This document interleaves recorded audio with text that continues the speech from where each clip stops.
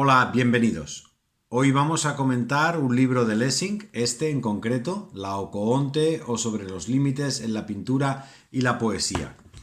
De Lessing ya habéis podido ver pues el aspecto que tenía en la carátula de este vídeo y ya habéis podido ver pues a partir de la peluca y del vestuario pues que se trata de un personaje pues muy del siglo XVIII, ¿no? Lessing es un pensador alemán precisamente de ese siglo, del que, para que os hagáis una idea o un contexto más amplio, pues podéis ver aquí ahora mismo en vuestras pantallas la casa natal en Kamenz, en Sajonia, que es de donde era él.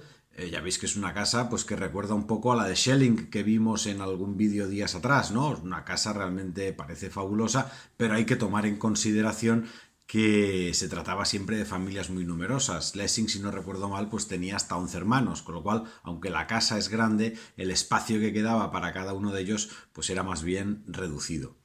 Lessing es un brillante escritor, realmente de una amenidad enorme. De hecho, este es el libro más entretenido y más ameno de leer de cuantos hemos comentado hasta la fecha en este canal.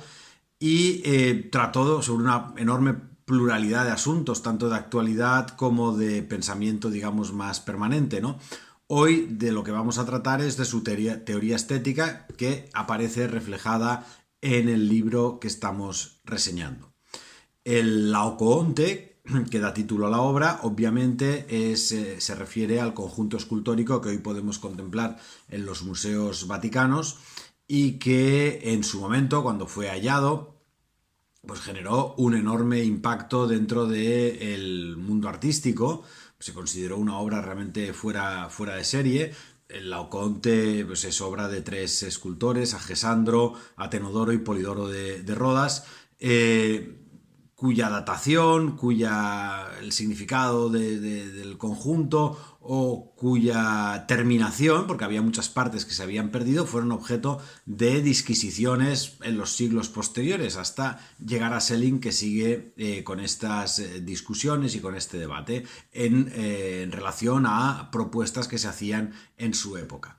De hecho, aquí veis ahora también sobre vuestras pantallas pues un boceto de la parte que corresponde precisamente a Laocoonte, a este sacerdote troyano.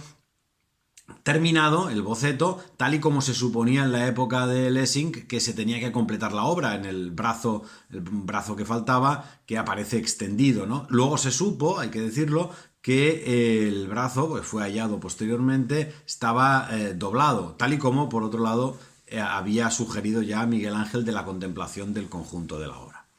Pues bien, de lo que trata Lessing en este libro es precisamente de los límites, las diferencias y las interrelaciones que existen entre la poesía y las artes plásticas. Aunque hable de la pintura, en realidad se está refiriendo al conjunto de las artes plásticas, a la pintura y a la escultura. Y es de eso de lo que vamos a hablar en este comentario. Laocoonte es uno de los numerosos ejemplos de que se sirve Lessing, se sirve de muchísimos otros, especialmente de Homero y la Ilíada, pero lo que nos interesa aquí es extractar cuál es la teoría estética que hay detrás de los numerosos ejemplos que, como decimos, va poniendo a lo largo del libro.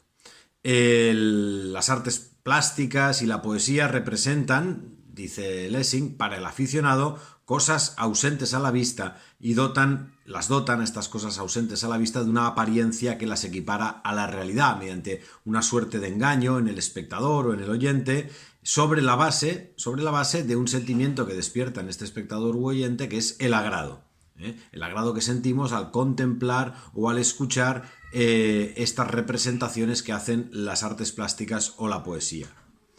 Si esto dice el aficionado, el filósofo, nos dice Lessing, lo que nos desarrolla es que la fuente del agrado es la belleza. Este concepto que no es etéreo, sino que tiene unas reglas precisas que se aplican a las acciones, que se aplican a los pensamientos y que se aplican también a las formas. De ahí su relación pues, con la experiencia estética en la que estamos empezando a indagar a partir de las reflexiones de Lessing. Y estas reglas predominan, unas en las artes plásticas y otras en la poesía. Y ambas manifestaciones pues, se ayudan entre sí mediante ejemplos y explicaciones que las dotan de mayor sentido y de mayor, digamos, fuerza estética, fuerza interpretativa. Precisamente el poeta griego Simónides, a quien llama Lessing en su ayuda, decía que la pintura es poesía muda y la poesía es pintura que habla.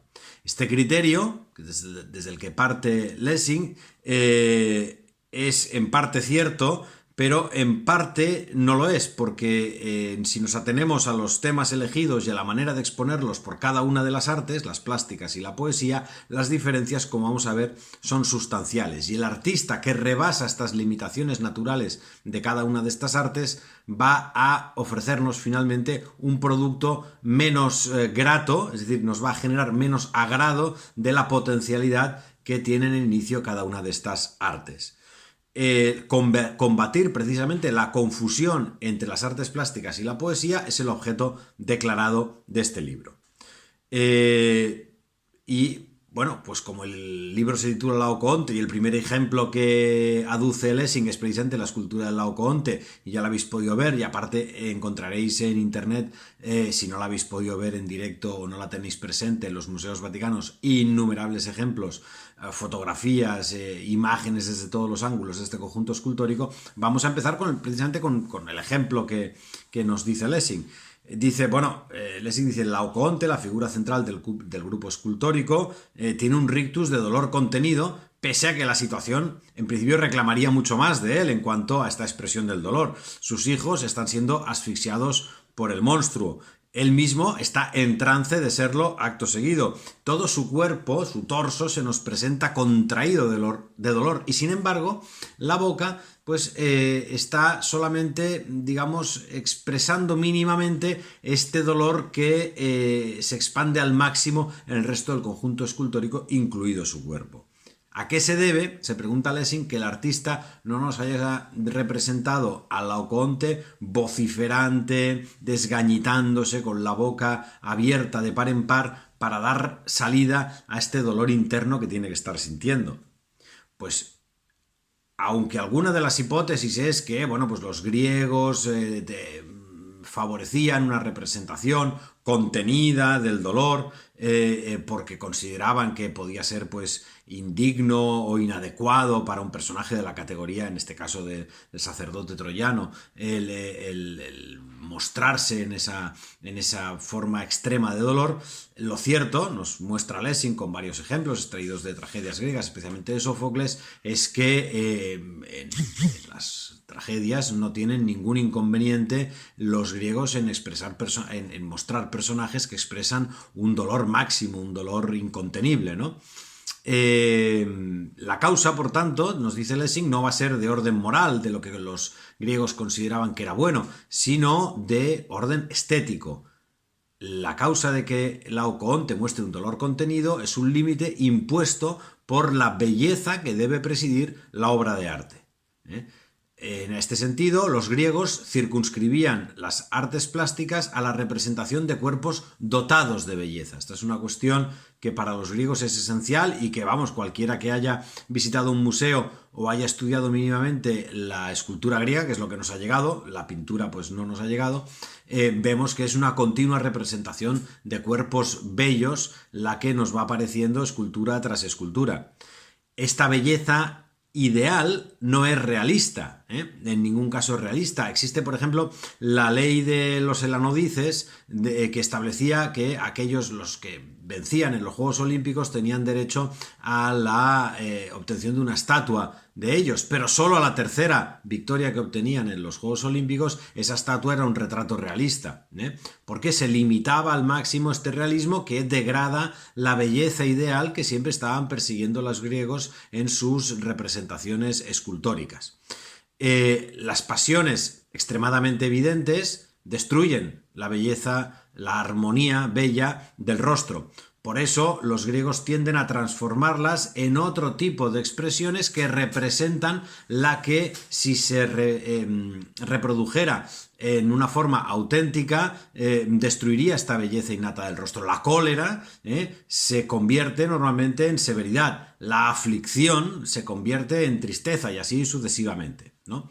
Lo que no se debía pintar o esculpir, pues se debía adivinar, porque si el escultor o el pintor se dedicaba a representar expresiones extremas, hubiera aparecido la fealdad, cosa que a los griegos pues les resultaba completamente inadecuado y chocante.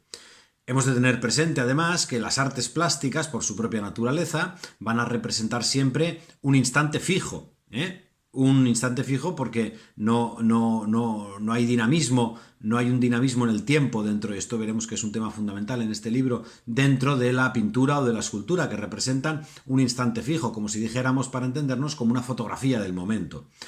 Y lo hacen desde un punto de vista único, que es el que tiene en aquel momento el pintor o el escultor. Es verdad que en la escultura podemos, digamos, darle la vuelta, recorrerla de un lado y de otro, mientras se ve mucho más claramente en la pintura, donde el punto de vista es único, que es el punto de vista desde el que el pintor nos muestra su obra pictórica. En ambos casos, en la pintura y en la escultura, la obra está pensada para ser admirada y contemplada repetidas veces. Esto es un tema fundamental. No la vamos a ver una sola vez y nos vamos a quedar con la idea, sino que si somos el que la ha encargado y la ponemos en nuestra casa, en nuestro palacio o en nuestro templo o el templo de nuestra ciudad, la vamos a estar viendo y contemplando repetidas veces, y por lo tanto vamos a ir mucho más allá de lo que sea la impresión del momento como espectadores respecto de la obra que se nos ofrece. Y eso, en la pintura y en la escultura, se nos va a dejar, por tanto, un campo libre a la imaginación, y a partir de lo que vemos vamos a imaginarnos todo, vamos a adivinar todo aquello que no vemos. En el caso del Laocoonte, pues todo lo que ha sucedido antes y todo lo que va a suceder después, que es realmente trágico, ¿no? Entonces, tanto en la pintura como en la escultura, lo que nos debe gustar no es solamente lo que guste a nuestros ojos, sino lo que guste a nuestra imaginación, que es la que se va a deleitar en la sucesiva contemplación de la obra. Claro, si a Laocoonte lo representáramos en el paroxismo del dolor, pues ya no habría lugar a imaginación alguna, porque ya se nos estaría poniendo de forma evidente el momento de máxima concentración de expresión en el sujeto, ¿no? Si se nos representara Laocoonte en el momento del aullido de máximo dolor, ya no habría imaginación alguna que pudiera desarrollarse. Se nos estaría representando, de hecho, lo que es en realidad el momento más transitorio, porque dentro de toda la sucesión del hecho anterior y posterior, el momento del máximo dolor es un momento que va a ser siempre fugaz, está en la naturaleza del paroxismo, el ser transitorio.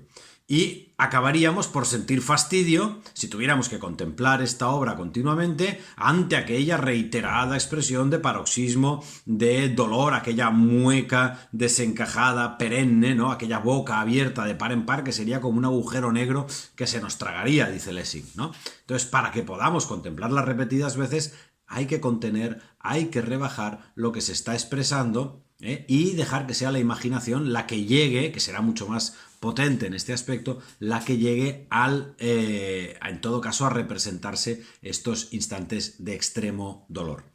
Entonces, como el rostro ha quedado contenido, el escultor, en este caso, el del Laocoonte, para seguir con el ejemplo, va a expresarnos la fuerza de este sentimiento mediante mecanismos, digamos, indirectos, ¿no? La posición extrema, por ejemplo, en la que se encuentran brazos y manos en el conjunto escultórico. El sacrificio del vestido. Es evidente que Laocoonte y sus hijos, que eran los que le ayudaban en los oficios sacerdotales, no estaban haciendo los desnudos, ¿no?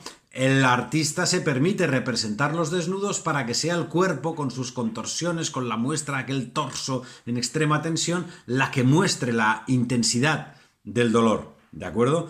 Los ropajes litúrgicos deben desaparecer. Debe sacrificarse el realismo, como decíamos antes, para llegar a la idealidad. ¿Qué ocurre? Que esta limitación de las artes plásticas no afecta a la poesía. ¿Por qué? Porque la poesía no se concentra en un solo instante. De hecho, y este es un elemento clave, una de las ideas con las que os podéis quedar, que prácticamente pues, resumen la esencia del libro, es que la pintura es una combinación de formas y colores cuyo dominio es el espacio, ¿no? La pintura y la escultura. Mientras que la poesía es una sucesión de sonidos articulados cuyo dominio es el tiempo. En el primero de los casos, en las artes plásticas, son los cuerpos los que son representados. En el segundo caso, el de la poesía, son las acciones las que se representan, porque las acciones se desarrollan en el tiempo. Por tanto, aunque es cierto que el pintor, escultor y el poeta pueden imitarse recíprocamente, porque uno sugiere un tema y el otro lo adapta a la propia arte, y sea porque uno rescata una idea previa y el otro la adopta dentro de su propia arte, digamos, establecen este tipo de diálogo, nunca podrán hacerlo de la misma manera, ¿de acuerdo? Cuando el poeta trata de imitar al pintor de forma verídica o de forma fiel, sin salirse de los límites que el propio pintor haya establecido en su obra, o viceversa, cuando el pintor o el escultor tratan de imitar al poeta describiendo la acción en el cuadro o en la escultura que el poeta está describiendo, se va a producir una mengua dentro de la capacidad expresiva de cada una de estas artes. Cada uno va a tenerse que servir, nos insiste mucho Lessing, en herramientas diversas. El poeta no se va a servir normalmente de atributos alegóricos, y el pintor sí. Y viceversa, el artista no se va a servir de atributos instrumentales, en cambio el poeta sí. ¿Por qué? Pues porque el pintor, si nos quiere representar a un determinado personaje, para que lo identifiquemos, va a tener que mostrarnos algunos de sus atributos alegóricos para que podamos saber quién es. Es que el poeta lo va a poder expresar claramente en el desarrollo de su texto. Y viceversa, el poeta va a podernos, al tenernos que explicar las acciones, introducir los elementos instrumentales de aquel personaje, que para el pintor o el escultor pues van a resultar insuficientes porque no van a permitir que el espectador identifique al personaje que se está representando. Las mismas limitaciones, o sea, las limitaciones no afectan solamente al pintor o al escultor por razón del carácter estático de su obra, también afectan al poeta. Si el poeta pretende describirnos un cuerpo, por ejemplo, y empieza a enumerarnos toda una serie de atributos de este cuerpo, lo que normalmente va a suceder es que cuando lleguemos al último ya no nos acordemos del primero y en nuestra mente no nos hayamos representado realmente un personaje como si lo estuviéramos viendo en un cuadro o lo estuviéramos viendo en una escultura. Va a ser normalmente un intento fallido. Solamente en algunos casos precisos en los que el poeta concentra con su arte en una brevísima descripción varios atributos de un determinado objeto, este nos va a llegar como si fuera de una sola vez y de este modo vamos a podernos hacer una idea. Pone el ejemplo del verso homérico del escudo bien bruñido, bello de bronce redondeado. Punto. Aquí, como nos ha venido todo de golpe, nos hemos podido hacer esta idea del escudo tal y como nos lo quiere describir el poeta, ¿no? En este sentido, citábamos en un vídeo anterior las palabras en un vídeo sobre Schelling, del yo absoluto, unos versos de Pope, de Alexander Pope, que son con los que Schelling inicia precisamente su libro. También en este caso, Lessing trae a colación a Pope y lo cita diciendo: cuantos quieran llevar dignamente el nombre de poetas deben renunciar cuanto antes a la manía de las descripciones. Un poema descriptivo es como un banquete compuesto solo por salsas. Pues Lessing también se apunta a esta idea y es curioso que ya tenemos pues dos autores que han citado a Alexander Pope en nuestro canal, ¿no? El poeta, también otra diferencia con el artista, es que el poeta en su obra puede referirnos hechos invisibles, mientras que el artista lo tiene mal, porque precisamente es a partir de la visualidad que el arte plástica nos va a mostrar lo que nos quiera mostrar, ¿no? En cambio, el poeta sí que puede servirse de este artificio. Por eso nosotros como espectadores, desde el punto de vista nuestro, en el poeta valoramos más la invención que la ejecución, valoramos más la historia que se nos está contando que la forma, aunque pueda ser extremadamente meritoria, en la que se nos cuente, es decir, en la Divina Comedia o en la Odisea o en la Eneida, lo que valoramos y lo que hace grande al poeta en cada una de estas ocasiones, a Dante, a Homero o a Virgilio, es la historia que nos está contando, la invención que hay detrás. Mientras que en las artes plásticas valoramos más la ejecución que la invención, ¿eh? Valoramos más el resultado, la técnica empleada por el artista, que la historia que nos esté explicando. Y esto es algo que podemos sentir de forma prácticamente intuitiva cuando nos enfrentamos al texto poético o cuando nos enfrentamos a la obra de arte plástica. Por eso, digamos, por estos variadísimos motivos que estamos exponiendo, no todo cuadro poético, no toda imagen que aparezca explicada en una obra poética va a poder ser trasladable a las artes plásticas. El artista tiene que renunciar al transcurso del tiempo y representar únicamente acciones que sean simultáneas, que sean coetáneas, que sean coexistentes o que de algún modo se adivinen como tales, ¿eh? Por lo tanto, cerrando el círculo, hemos empezado hablando de la belleza como punto de partida de Lessing a la hora de analizar la causa del agrado que nos generan las artes. El poeta, en vez de describir la belleza, enumerándonosla mediante una serie de adjetivos y sustantivos, adjetivos conectados con sustantivos, debe expresar más bien pues, el placer, la seducción, el amor, el arrebatamiento que causa dicha belleza, para que nosotros, como oyentes o como lectores, podamos tener una idea de la belleza que se nos está tratando de describir. O bien debe expresar el encanto, entendido como la belleza en movimiento, que está subyacente al objeto bello que se nos quiere describir, el rasgo, ¿no? Cita Lessing también un verso homérico en el que se describen unos ojos que en cumplir lo que ofrecen siempre son parcos, y con esto ya se describe la belleza del personaje. Nosotros nos imaginamos entonces, esto hemos hablado también de la importancia de la imaginación, nos imaginamos entonces todo lo que complementa a estos ojos que en cumplir lo que ofrecen siempre son parcos. En cuanto al reverso de la belleza, ya vamos concluyendo el libro, pues también lo trata Lessing, es decir, la fealdad o la repugnancia en las artes plásticas. Lessing entiende que deben quedar siempre fuera, por este carácter permanente de observación reiterada que tienen. La primera vez que vemos un cuadro donde se representa lo feo o se representa, ya no digamos lo repugnante, pues nos puede hacer más o menos gracia, pero si lo tenemos en el comedor de casa, estarlo viendo continuamente nos va a provocar un hondo desasosiego y un completo rechazo hacia la experiencia artística que emana o que se establece entre nosotros y la obra de arte. En cambio, en la poesía, por este carácter dinámico de continuo movimiento, puede ayudar al poeta a representar dos sentimientos que pueden tener su sentido dentro de la obra poética. La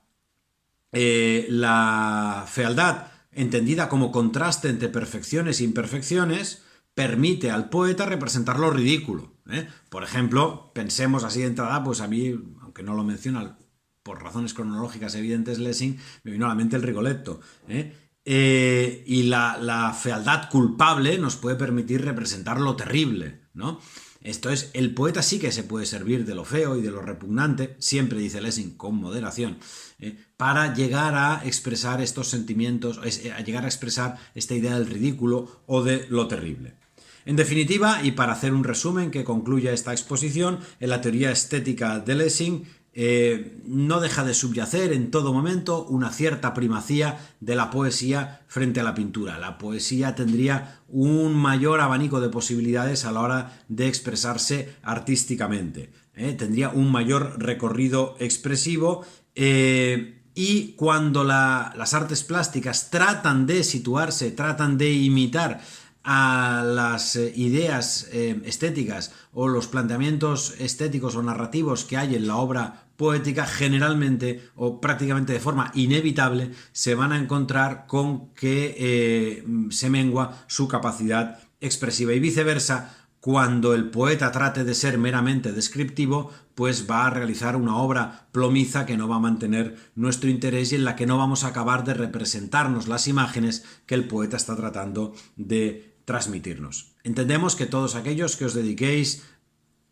sea de forma profesional o sea como afición a la poesía o a las artes plásticas o a ambas, que suele suceder, pues vais a encontrar en este libro de Lessing unos principios, unas guías, además de un gran entretenimiento, mucho humor, porque es un libro que es bastante divertido de leer, muchos ejemplos eruditos y una guía segura pues para iniciaros o para progresar en estos caminos creativos y también para poder tener conciencia de cuándo pues, os iniciáis también en un proceso de transgresión de las reglas que Lessing está aquí estableciendo como esenciales tanto en el ámbito poético como en el ámbito plástico.